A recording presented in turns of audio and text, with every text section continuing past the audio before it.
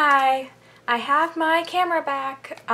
It's kind of funny actually. I went home, was looking everywhere for the charger, and I couldn't find it, so I was like, okay, fine, I guess I'll just buy a new charger. And then I get back to my dorm, and guess what's sitting on my desk? My camera charger. It's been there the whole time. I could have been filming with my actual camera this whole time, but I was stupid and didn't, so yeah. This week starts off what I'm calling sequel month. I'm going to be doing reviews on sequels to books I've previously reviewed. I'm going to bookend this month with the last two books in the Legend series by Marie Lu, starting this week with Prodigy. So let's get started. Starting off with the characters, so we'll start with June. I liked her better in this one than in the last one. I think that getting her away from the Republic was one of the best things that Marie Lu could have done for her character. We kind of got to see her away from all of that. It was nice to get to see her just be herself versus be a soldier. And this is kind of a really weird thing, but I like her relationship with her dog. Like, I don't know why, but it makes me connect with her a little bit more because she is so, like, cold that I think sometimes it's hard to remember that she is an actual, like, person and everything. But when she is like worried about her dog or when she sees her dog and things like that, like that's like, oh, I would do the same thing. So it makes me relate to her a little bit more.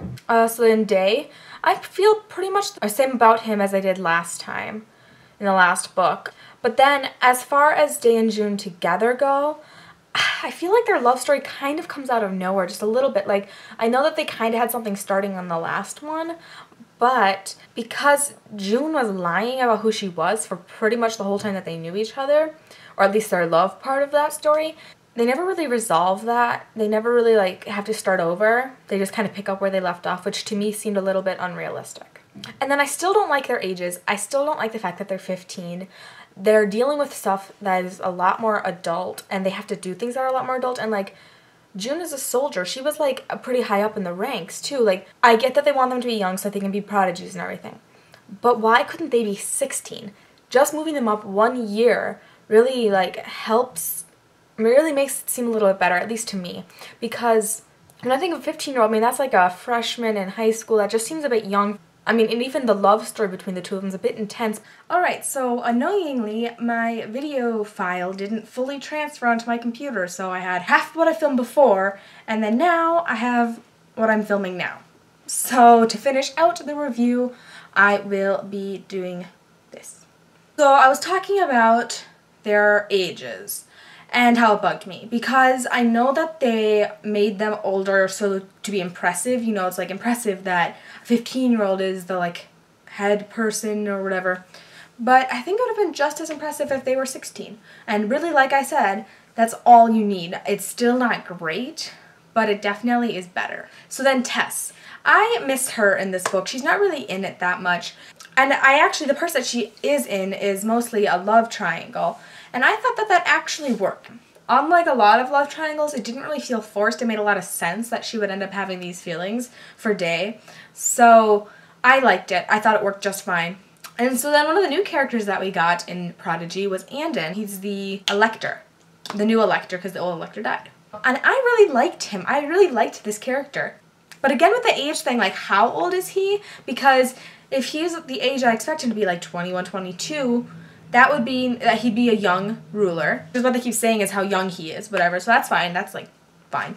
But then he has like a crush on June, who's 15. That's 5 years, 6 years, 7 years difference. That's kind of creepy. So if he is closer to her age, maybe like 17 or 18, that seems too young to be running a country. And I don't understand why he would be so young. Like, why couldn't he be a little bit older and she could be a little bit older? Because even if he was like 21 and she was 16, that's still a little bit creepy, but it's not that bad. And she is obviously more mature than a normal 15-year-old because she went to college and stuff so early, so she like has a lot of practice with people of that age, but still she is 15. But I do kind of hope that Andon and June end up together. I feel like they're a better couple than June and Day. So then the story. I thought that it was really interesting to see the colonies. But I wish that we had seen a little bit more of them, because pretty much all we see is they like walk in the town and then June is sick and then they go to the hospital and that's it.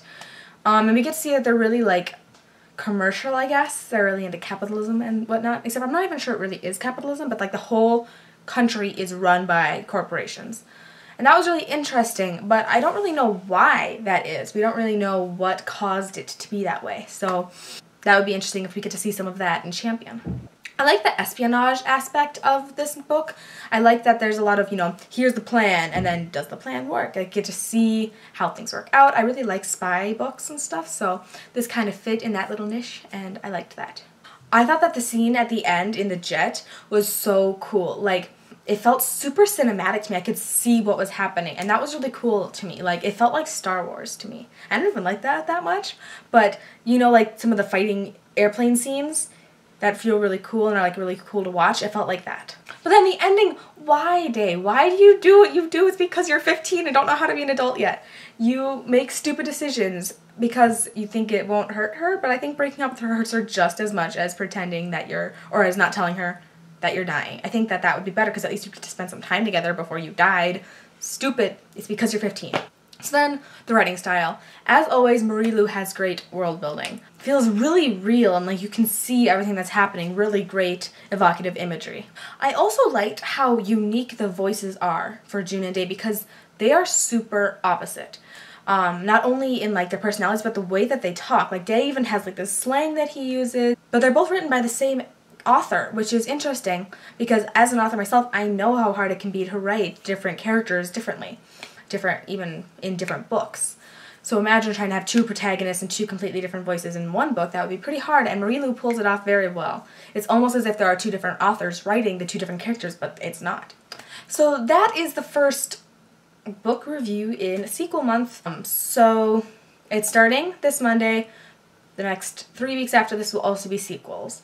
So I hope that you guys are as excited for sequel month as I am. I know that I definitely am.